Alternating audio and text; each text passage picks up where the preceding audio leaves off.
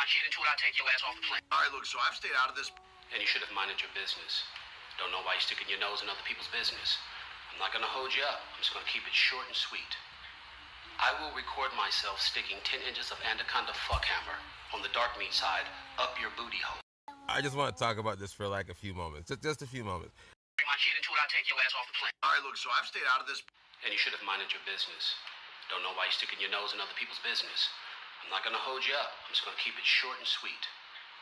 I will record myself sticking 10 inches of anaconda fuckhammer on the dark meat side up your booty hole. And I will put it on social media. If you thought pissing yourself was an embarrassing moment, me touching your fucking prostate will definitely exceed that. Robert, I am not that dude. There's no reason for you to be speaking on me. Because the last thing you want is to fart and have it sound as if you're asking someone to smell your breath. First, last, and only time, Robert, your lips are too pretty, and I love your eyes. And I have no problem leaving my handprint on your booty cheeks.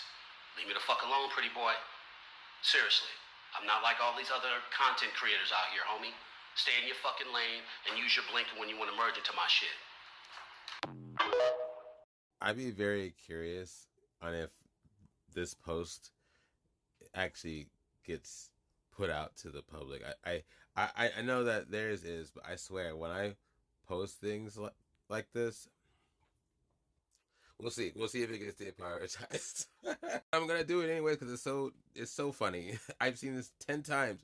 Probably will see it 10 more times. I believe him. I believe Honey Badger. I believe him 100%. I believe him. Very curious to see Millennial Dad's response. I think that's the guy's name. Good old TikTok beef. But that's not what I wanted to talk to you guys about. So I was looking at the other guy's TikTok, Millennial Dad. I had to, because it's good to kind of stay informed, right? You don't want to just like chime in on things if you don't know at least a little bit about something. So I've watched Honey Badger quite a bit. I agree with a lot of what he says. He doesn't just have his kid up there like the dude saying. Honey Badger does a lot of social commentary, just like I do, just like a lot of other people. So then I went to the other guy's TikTok. Look at both of theirs, Honey Badgers and Millennial Dads. Tell me which one you think is more on the R side of things. And dude's apologizing for all kind of stuff. Oh God. He was saying that it's legal for the president to send the National Guard out into D.C. temporarily. Therefore, it is okay. He did say that he disagreed with him doing it, but for political reasons, not for moral reasons. That's what I want to talk about. You know what was also legal? Throwing Japanese people in concentration camps during World War II. You know what was also illegal? Making black people sit in the back of the bus, making them go through back doors, not drinking from the same water fountains. You know what was also illegal? Germany. Putting Jewish people in concentration camps. You know what else they did? They don't like it when people say that's legal, therefore it is okay. That's not true. That's gaslighting. I really hate it.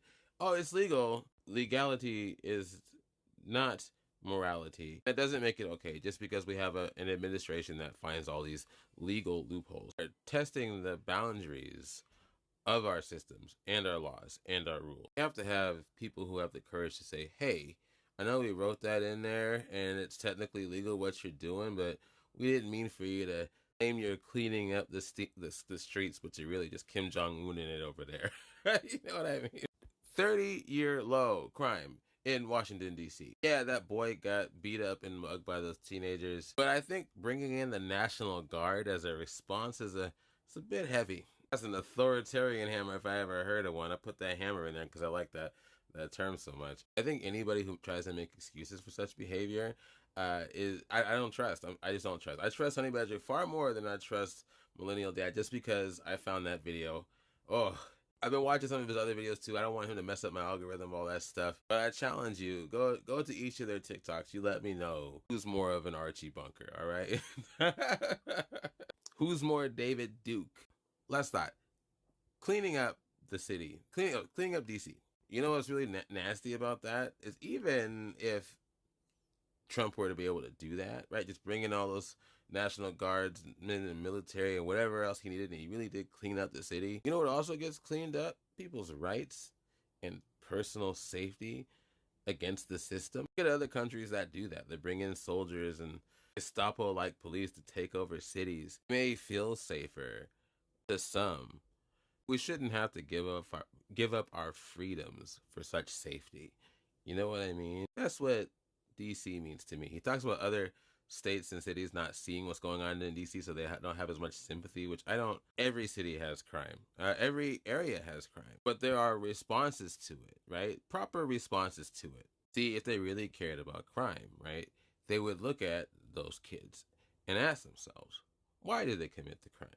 Not to sympathize with the kids and go, oh no, I gotta coddle them. That's not what I'm saying. What systems do we have in place for those kids to think that that is an option?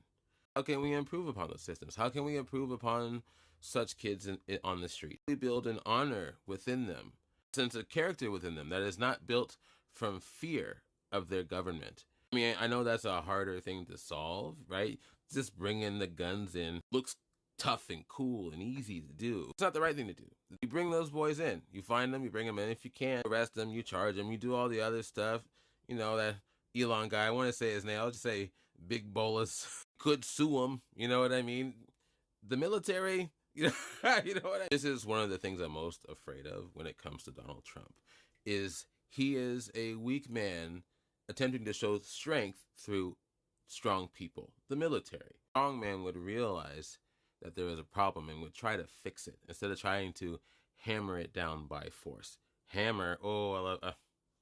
So to anybody who supports such strongman behavior, I would ask that you look at your own values and what led to that. There is something fundamentally wrong with the world that has been built inside of your noggin.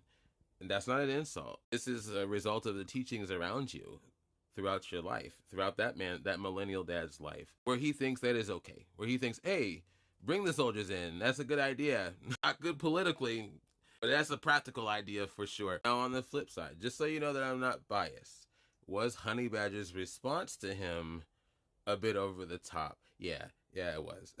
I do believe him, too. I believe he would do it. Personally, I wince every time I hear him say it. I go, geez, man, you gotta be careful. He does have pretty eyes, though. All right, I'm done.